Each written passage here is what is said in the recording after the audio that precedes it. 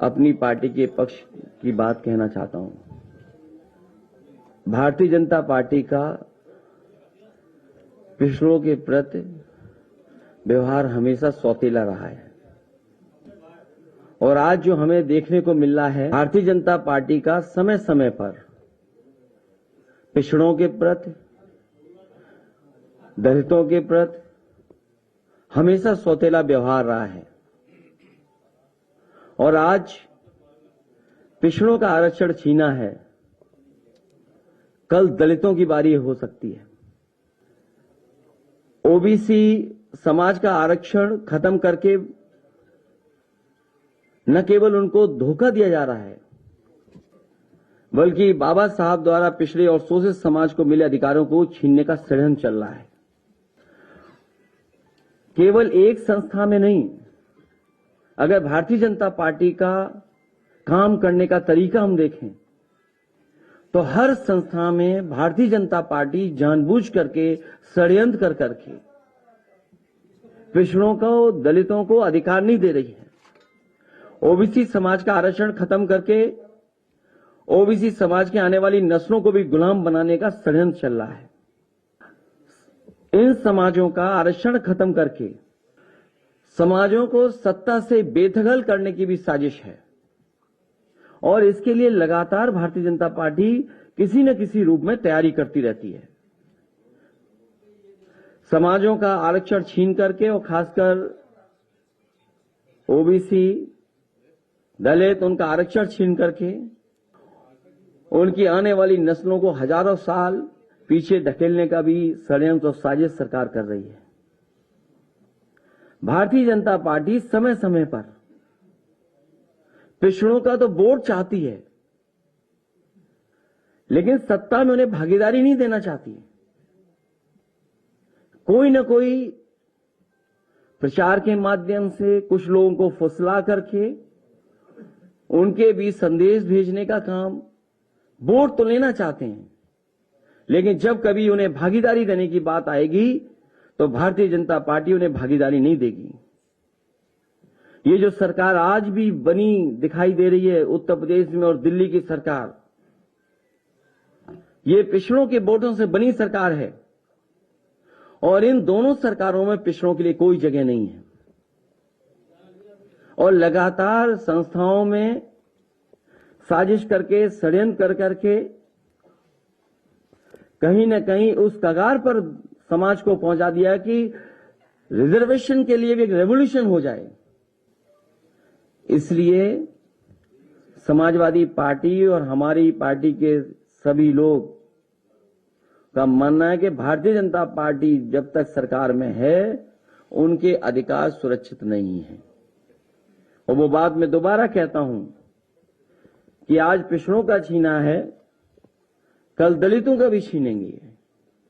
बाबा साहब भीमराव अम्बेडकर जी ने जो सपना दिखाया था, जो सपने देखे थे, उन अधिकारों को, हक को छीनने का काम ये सरकार लगातार कर रही है और केवल एक बार इनका सौतेला व्यवहार नहीं देखा। मुझे याद है जिस समय इनकी सरकार पिछली बार नई नई बनी थी, उस समय जो पुलिस भर्ती की सूची बननी थी, क्योंकि रिजल्ट कोर्ट में उसको शामिल था, रिजल्ट आ चुका था, किन्हीं कारणों से रिजल्ट घोषित नहीं हो पा रहा था। जब कोर्ट के माध्यम से घोषित किया गया तो इसी भारतीय जनता पार्टी की सरकार ने वो रिजल्ट घोषित किया और घोषित होने के 3-4 दिन बाद इन्होंने पूरा का पूरा रिजल्ट बदल दिया और कहा कि ये नई आरक्षण व्यवस्था है, उसके तहत नई सूची बनाई जाएगी। मुझे याद है उस समय 1700 पिछड़े और दलित नौजवानों को नौकरी मिली थी। वो 4 दिन तो खुश रहे, लेकिन 4 दिन के बाद वो खुश नहीं रह पाए, उनको नौकरी से बाहर जाना पड़ा। उस समय भी वो लोग जो नौकरी से रह गए थे, हर मंत्री के घर गए थे। लगता तो यह है कि भारतीय जनता पार्टी की सरकार में आने के बाद और भारतीय जनता पार्टी में शामिल होने के बाद जो नेता उसमें हैं उनकी आत्मा मर जाती है, उन्हें कोई दिखाई नहीं देता। केवल यही नहीं, 69,000 वाले में जिस तरीके से सरकार ने घोटाला किया, वो एक उदाहरण है।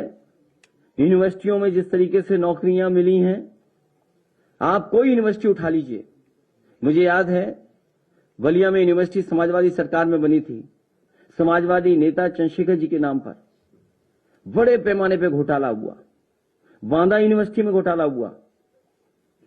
अभी यूनिवर्सिटियों में जहां भी जिस संस्था में जो लोग बैठे हैं, बड़े पैमाने पे घोटाले हो रहे हैं और बड़े पैमाने पर पिछड़े और दलित लोगों के साथ भेदभाव हो रहा है।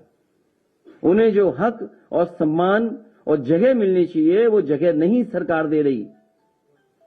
और केवल एक यूनिवर्सिटी में नहीं, पूरे उत्तर प्रदेश की आप यूनिवर्सिटियां उठा कर देख सकते हैं। एक बार तो इस सरकार ने आयोग भी गठित किया, एक कमेटी भी बनाई और कहा कि इसमें पिछड़ों की गिनती होगी। उस आयोग ने, उस कमेटी ने रिपोर्ट तो दी, लेकिन वो रिपोर्ट कभी सार्वजनिक नहीं की गई। और सरकार ने ये कहा, सरकार की मंशा ये थी कि क्लास 3 और क्लास 4 में कितने पिछड़े नौकरी पा रहे हैं, उनकी कितनी गिनती है उसमें। लेकिन सरकार ने अभी तक उस रिपोर्ट को पब्लिक नहीं किया, किसी की जानकारी में नहीं लाया गया। इसलिए लगातार सरकार भेदभाव कर रही है और जरूरत पड़ेगी और हमारी पार्टी के संगठन के लोग, पिछड़ा वर्ग का जो संगठन है उसके लोग तैयार कर रहे हैं। अगर सुप्रीम कोर्ट में भी लड़ाई लड़नी पड़ेगी तो समाजवादी पार्टी पिछड़े वर्ग के साथ पूरे सहयोग और मदद के साथ खड़ी होगी, जिससे सुप्रीम कोर्ट में भी लड़ाई लड़ी जा सके। क्योंकि सरकार पे भरोसा नहीं है और सरकार न केवल आरक्षण पे भेदभाव कर रही है, बल्कि चुनाव से भी भागना चाहती है। चुनाव को ये फेस नहीं करना चाहते, क्योंकि वो जानते हैं कि जनता के सामने अगर वो जाएंगे तो जनता बुरी तरह इन्हें हरा देगी। हाल में जो चुनाव हुए हैं, उन परिणामों ने बताया है कि पिछड़े, दलित, अल्पसंख्यक सब वर्ग के लोगों ने मिलकर के, एक हो करके इस भारतीय जनता पार्टी की गलत नीतियों के खिलाफ वोट डाला था। चाहे वो मैनपुरी हो, खतौली हो और रामपुर में जो बेईमानी की, वो सब जानते हैं। इसी तरह राज्य पिछड़ा वर्ग आयोग बना था 1994 में, उसको भी पूरा का पूरा समाप्त कर दिया सरकार ने। जो पिछड़े वर्ग को कुछ मदद मिल सकती थी आयोग से, उस आयोग को पूरी तरीके से सरकार ने समाप्त कर दिया।